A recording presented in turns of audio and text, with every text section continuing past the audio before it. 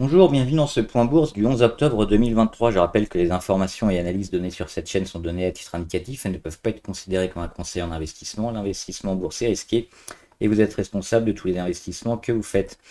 Alors, avant de commencer par le CAC, on va parler un peu de tous les résultats qui commencent à tomber et surtout les profit warnings parce qu'on a vu qu'il y a beaucoup d'entreprises qui commencent à réduire leurs attentes qui étaient déjà pas forcément très hautes, mais on annonce des résultats un peu partout qui sont un peu moins bons que prévu. Ça a été le cas notamment hier avec LVMH, hein. LVMH, c'est la plus grosse pondération sur le CAC 40, donc c'est vraiment une des 3, 4, 5 actions qui fait le CAC quasiment et qui influe énormément sur le CAC 40.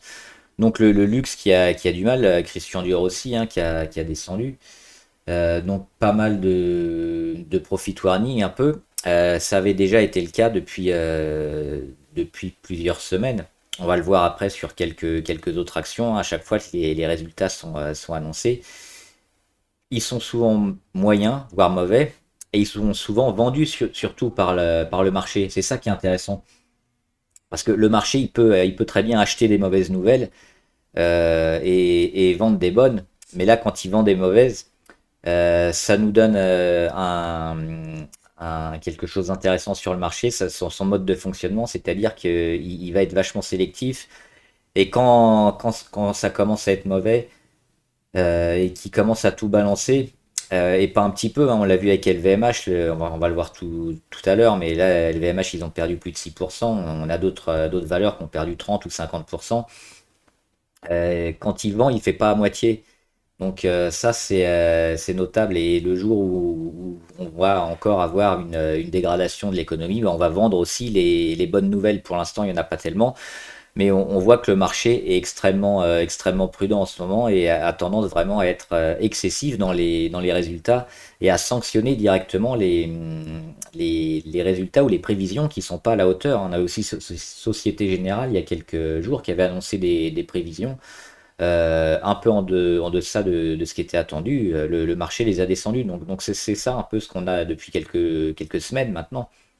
C'est le marché qui descend un peu tout le monde dès que les valeurs, que les sociétés font un peu un faux pas, ça bazarde. Allez, on va commencer avec le CAC 40. Le CAC aujourd'hui qui perd 0,4. Il avait gagné, hein, hier, il était en rebond. Hier, il avait gagné quand même près de 2%. Et là, avec entre autres les résultats de LVMH, oui, on perd un petit peu. Alors, ce qui est intéressant, on l'avait dit, hein, il y a quelques jours, c'est le possible rebond technique, hein, qu'on aurait suite à ce point bas ici. On avait des chances d'aller taper les 7100, voire les 7200, hein, donc c'est ce que le marché est en train de jouer. On pourrait encore éventuellement aller un peu plus haut, mais on voit qu'on commence à avoir pas mal de mal au contact de la moyenne à 20 jours. Et c'est une zone qu'on ne devrait pas travailler très longtemps avant de corriger toujours vers les 7000 et moins. Allez, on regarde notamment LVMH, donc qui a annoncé les résultats hier, hein, et puis on le voit, hein, grosse perte, moins 6%. Et LVMH qui continue donc sa correction, hein, depuis ici le 14 juillet environ et qui suit bien l'oblique de correction. Alors il est parfois en deçà, parfois au-dessus, mais on continue quand même de bien dégrader la tendance. L'objectif, il est toujours ici sur les 660, hein, sur LVMH, ou un peu au-dessus sur les 680. C'est une zone quand même qui appelle le titre. Et ces mauvaises nouvelles donc, qui ont été annoncées, que le marché a sanctionné, devraient confirmer la continuation de la baisse sur le géant du luxe. On l'avait vu avec pas mal de valeurs. On va essayer de faire, alors c'était pas l'ordre chronologique exact, mais il y avait notamment Pernod Ricard. Pernod Ricard, c'est pareil, hein, ils avaient annoncé, notamment avec les problèmes en Chine, ici, le 31 août dernier, que les résultats sont beaucoup moins bons que prévu, hein. Ça peut s'apparenter à des profit warnings.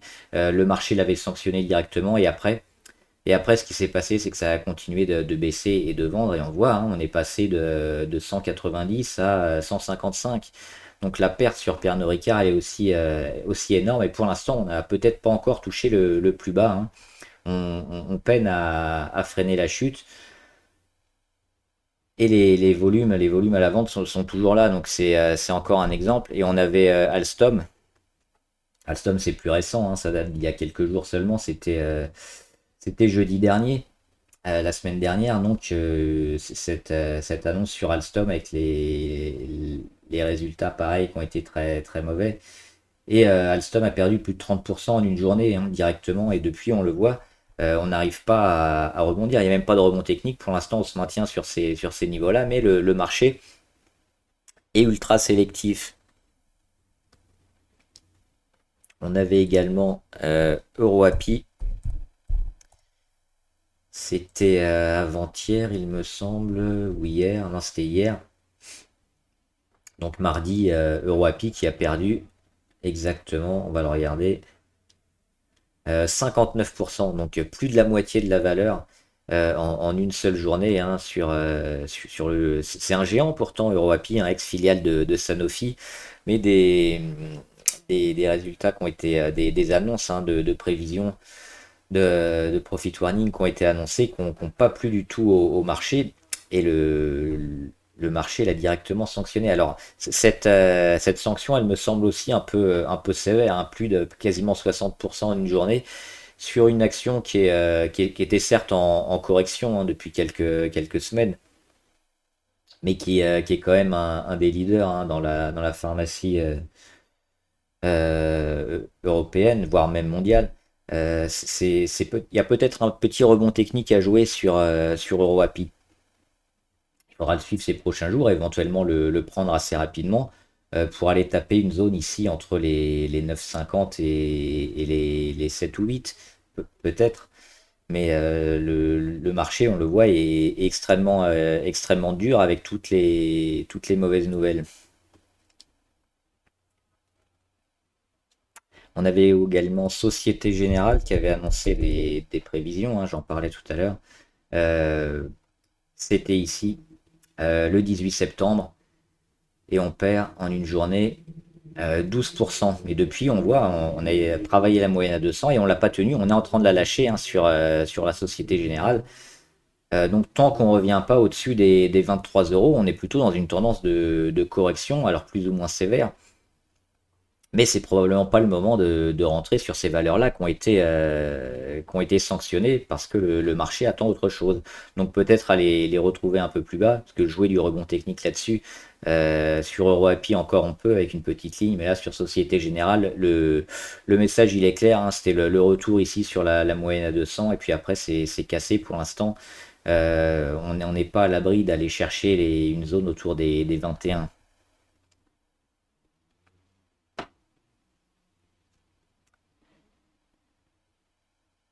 On va regarder un peu les semi-conducteurs. Alors, est-ce que c'est un secteur qui pourrait s'en sortir, hein, peut-être, semi-conducteurs et intelligence artificielle, notamment les techs qui ont un peu plus le vent en poupe que la moyenne sur les marchés. Calrec avait été sanctionné également, hein, c'était le 21 septembre, avec cette grosse perte. Et comme la Société Générale, ils ont joué ici la moyenne à 200, hein. La moyenne à 200, c'est les petits pointillés roses. Et on l'a lâché, on est en train de le lâcher, donc pour aller chercher une deuxième jambe baissière. Un support ici, on le voit, cette zone bien travaillée, hein, autour des 18, 19. Et pour l'instant, on ne descend pas plus bas. On a une dernière zone ici sur les 16 ou 16,7 qui pourrait être joué par le titre, mais on va surtout surveiller les indicateurs, notamment le RSI et la MACD. Sur la MACD, on attendra une inversion de tendance au niveau des lignes. Ça pourrait peut-être forcer à rentrer pour jouer un rebond sur Calray. Également, les premiers istos verts, hein, c'est un signal d'entrée intéressant. Surtout le RSI, si on casse à nouveau les 30 à la hausse, parce que là, on est passé sous les 30 dans la survente. Donc généralement, c'est des journées assez mauvaises, voire des gros chandeliers rouges comme celui du 5 octobre par exemple, hein, c'est celui-là. Donc il faut éviter d'investir, mais dès qu'on repasse au-dessus, on a probablement un signal pour à minima un rebond technique, voire mieux. Donc là, on est à 30,7. Ça demande encore confirmation demain, mais on voit qu'il y a il y a eu un beau signal, notamment hier. Peut-être la fin de la chute sur Calray. Moi, je l'attendais peut-être un peu plus tard, un peu plus bas. Mais si ça se confirme, on pourrait peut-être aller déjà retester les 22 fin octobre. Et c'est seulement au-dessus des 22 qu'on pourrait être positif sur Calray. On a également Swatec sur les semi-conducteurs. Et Swatec, on le voit, c'est un peu plus fort parce que la correction, elle s'est faite également, hein, sur le titre depuis le août et septembre. Mais le mois d'octobre, on tient à la fois la moyenne à 200, hein, qui est ici toujours en rose avec quasiment toutes les moyennes sur les 148, 149, mais un peu toutes les autres moyennes. Le support aussi à 456 qui a été un peu travaillé, mais qu'on est en train de tenir. L'inversion de tendance niveau MACD qui nous apporte certainement un peu de travail vers le haut, hein, pour les actions. Donc a priori une porte d'entrée idéale sur ces niveaux-là, des 157. Donc Swatex, c'est pas mal, c'est à surveiller aussi. C'est plutôt intéressant, oui, pour du court terme, pour aller chercher peut-être un rebond technique sur les 170 à 173. Et pareil, voire mieux, après, si on arrive à casser rapidement cette zone, ça pourrait se continuer. On avait également Fnac. Alors Fnac, ils ont récupéré, suite à un procès, je crois, il y a pas longtemps, il y a un abonné qui nous disait ça, près de 150 millions. C'était hier aussi, le 10 octobre, il s'est passé plein de choses hier. Alors petit rebond, mais pour moi, c'est pas forcément très impactant parce qu'on a un chiffre d'affaires qui se compte en milliards, donc les 150 millions, c'est pas une goutte d'eau, mais presque. Par contre, le rebond, il pouvait s'anticiper parce qu'on revient ici, hein, sur les 15,64. On le voit, hein, mars 2020, c'est le creux du Covid, donc c'est le plus bas Covid qu'on a à nouveau touché sur Fnac Darty. Donc c'est un support qui est intéressant, qui a fonctionné. On le voit au niveau des indicateurs aussi qui étaient prêts à le jouer, hein, donc c'est plutôt intéressant ce rebond. Maintenant, euh, pour voir une reprise en V sur Fnac, ça me semble un peu compliqué. Moi, ce à quoi je m'attends sur Fnac, si je retrouve mon stylo, il est là. C'est quelque chose comme ça, hein. C'est peut-être un petit rebond technique ici, avant de revenir tester une nouvelle fois le support à 21,8 et enfin de construire et de casser à nouveau vers le haut. Mais c'est tout ce travail-là qui va certainement durer plusieurs semaines sur Fnac. Et ce sera certainement au-dessus des 25-26 qu'on verra une amélioration. Parce que là, le support, il est loin d'être gagné. On le voit, une énorme pression baissière encore sur le titre, qui peut continuer sa chute si le support des 21,8 qui est pas forcément très fort, il a été testé qu'une seule fois, donc si ce support-là ne tient pas. Et on avait également Ubisoft. Ubisoft qui a du mal, hein. Moi j'en avais parlé, les volumes n'étaient pas très intéressants, ça manquait de peps qui commence à descendre. Alors il y a eu une annonce sur un jeu, c'était un jeu à mon avis triple A, hein. C'était, alors, je crois de mémoire c'est X Defiant. C'était un jeu, un FPS, de la lignée des Tom Clancy, donc généralement c'est plutôt des jeux qui fonctionnent bien, qui sont assez grand public et qui pourrait permettre à Ubisoft de gagner un peu d'argent. Maintenant, on a vu, hein, ce que ça a fait de sortir des jeux qui étaient pas totalement terminés. On l'a vu avec Nacon et Big Ben Interactive notamment, qui ont sorti Blood Bowl 3 et Gollum, le Seigneur des Anneaux. C'était une catastrophe, hein. Les jeux étaient buggés à mort et ils le sont toujours. Ça a complètement flingué le cours de l'action. Donc Ubisoft essaye de se prémunir de ça et à retarder la sortie du jeu. Donc c'est plutôt une bonne chose à court terme. Maintenant, à moyen et à c'est plutôt une bonne chose à moyen terme, pardon, parce qu'à court terme, le retard du jeu est mal pris et on a une correction du titre. Tant qu'on tient cette zone-là, entre les 25-26, on sera toujours plutôt en embuscade pour un retournement, mais c'est long, ce qui se passe sur Ubisoft et on voit ce manque de force, cette zone un peu mollassonne où il se passe pas grand-chose, donc il faudra attendre des bonnes nouvelles peut-être la sortie hein, de ce jeu ou d'un autre qui pourra permettre à Ubisoft d'avoir des grosses ventes. Peut-être à Noël, on sait qu'à Noël, il y a toujours beaucoup de gros jeux hein, qui sortent.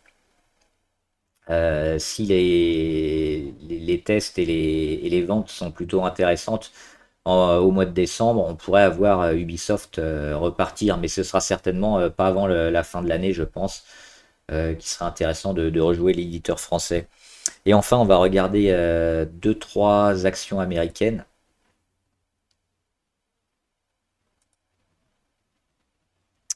On va commencer par Airbnb. Airbnb, on le voit, hein, c'est un canal ici, un canal haussier, euh, entre l'oblique verte et l'oblique rouge. Et on est revenu ici, hein, décembre, janvier 2023, juin 2023 et octobre 2023. À chaque fois, on revient taper l'oblique et c'est racheté. Et là, en plus, l'oblique, il est au contact de la moyenne à 200. Hein. On les voit, ces petits pointillés roses qui arrivent. Et donc, c'est la porte d'entrée idéale. On le voit. On vient taper une fois, deux fois, trois fois. On rebondit. Et puis, on a la confirmation hein, entre le 5, le 6 et le 9 octobre. Et au soir du 9, on peut se dire que c'est plutôt bien. Et puis on a la confirmation le lendemain, le 10 octobre. Donc probablement intéressant. On a aussi un support hein, sur les 129, 130. Donc sur Airbnb, on a la continuation de cette tendance haussière de moyen terme qui est en train de se mettre en place. Donc plutôt intéressant de se mettre sur cette action dès maintenant. Netflix, c'est un peu la même chose. Regardez le graphique. C'est un peu pareil, sauf que ça fait plus longtemps, mais c'est exactement la même chose avec le canal haussier ici, et le plus bas qui est racheté en permanence, hein, juillet 2022, octobre 2022, mars 2023. Là, on l'a frôlé, on n'y est pas allé, et là, on y revient, et pareil avec la moyenne à 200 qui fait support. On va zoomer, elle est ici. On revient tester la moyenne à 200, l'oblique verte, hop, on a un gros chandelier vert, et puis alors là, ça manque peut-être un peu de peps, mais au niveau des indicateurs, c'est plutôt intéressant parce qu'on est en territoire négatif au niveau de la MACD, pas loin de l'inversion de tendance, c'est un peu neutre, mais dès que le titre va repartir, on sera plutôt positif avec des histos verts. Le RSI est un peu bas, mais c'est une porte d'entrée idéale. Alors pareil, hein, si on vient à casser cette zone-là, c'est le moment de partir, mais le ratio gain-risque qu'on joue dans ces cas-là, on le voit, hein, on peut le marquer sur Netflix.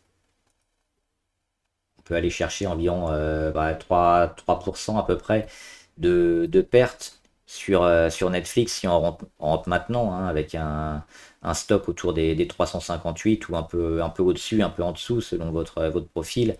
Et par contre, le gain, il peut monter rapidement sur les 22% et plus. Donc on a un ratio gain-risque intéressant pour une porte d'entrée maintenant sur Netflix. Et enfin, on a Walt Disney. Walt Disney, on les suit depuis un moment. Et on a ce support-là aussi, c'est pareil, c'est le plus bas Covid, les 79,07, qui ont fonctionné quasiment là ici au mois de septembre et qui ont fonctionné ici au mois d'octobre. Le titre repart et le titre recasse un ancien support qui était devenu résistance. Hein, c'était cette zone-là des 84, on le voit. On était un peu la tester là au mois de septembre avant de recasser. On prend le plus bas Covid à 79, on rebondit sur les 84 et on casse les 84, donc ça c'est plutôt bien.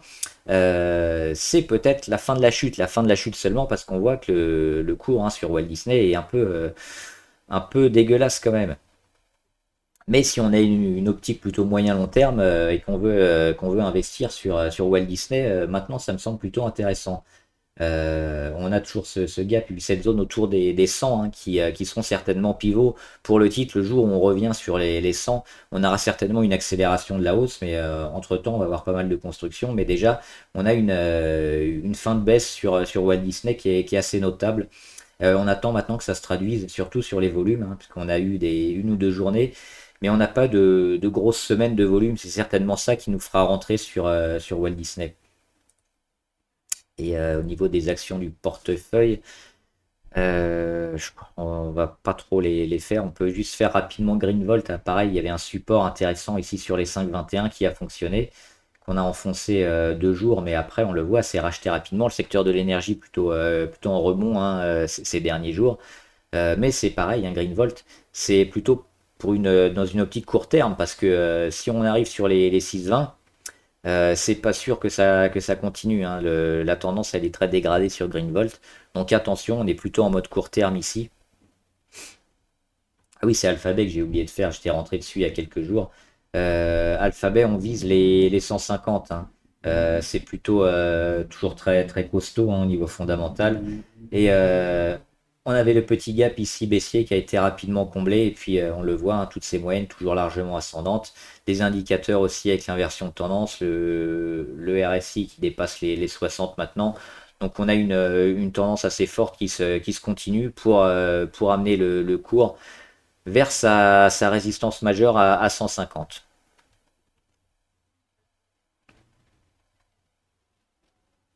Et enfin Saint-Gobain, on va finir là-dessus. Saint-Gobain, alors c'est pareil, les conditions de marché sont un peu compliquées, donc moi j'éviterais d'investir tout de suite, hein, sur pas mal d'actions ou alors avec des tailles de position un peu plus petites. Mais Saint-Gobain, il me plaise. Pourquoi? Parce qu'on a cette... alors déjà, c'est plutôt pas mal. On a le retournement ici qui s'est fait à la fin de l'année. Depuis, on est allé taper un plus haut. C'est le même plus haut que début 2022. Donc on voit qu'on a une grosse résistance ici, hein, sur les 63. Pour l'instant, ça fait échec. Et il faut voir après qu'est-ce qu'on rend, hein, sur cet échec des 63. Et là, on arrive enfin. On est passé par toutes les moyennes, hein, la 20, la 50, la 100, 150 et la 200. Et la 200, pour l'instant, on est en train de la tenir. On voit, on zoome, on l'a joué la semaine dernière et là on est en train de rebondir. Ce qu'il faudrait, c'est casser cette oblique de correction après avoir tenu la moyenne à 200, hein, sur les 53 euros. Ça pourrait peut-être permettre à Saint-Gobain de repartir pour aller chercher encore une nouvelle fois sa résistance. Mais le titre est plutôt pas mal. Et puis on le voit, un niveau RSI, avec l'oblique sur les plus hauts, on l'a frôlé déjà ici en septembre, mais on est rentré assez rapidement. On est allé sous les 30, là on sort des 30, on sort à nouveau de l'oblique RSI. On est peut-être pas loin d'une dynamique positive à moyen terme sur Saint-Gobain. Donc il faudrait avoir quelque chose d'intéressant ces prochains jours autour des 55, 56. Et si c'est le cas, ce sera peut-être un signal d'achat. Voilà, j'espère que la vidéo vous a aidé. N'hésitez pas, hein, à me mettre en commentaire ce que vous en pensez, les valeurs que vous voulez qu'on analyse, les valeurs auxquelles vous croyez, celles que vous voulez acheter, que vous hésitez ou pas, les questions que vous avez sur la bourse, l'économie, le trading en général. J'y répondrai. Bon trade, à plus!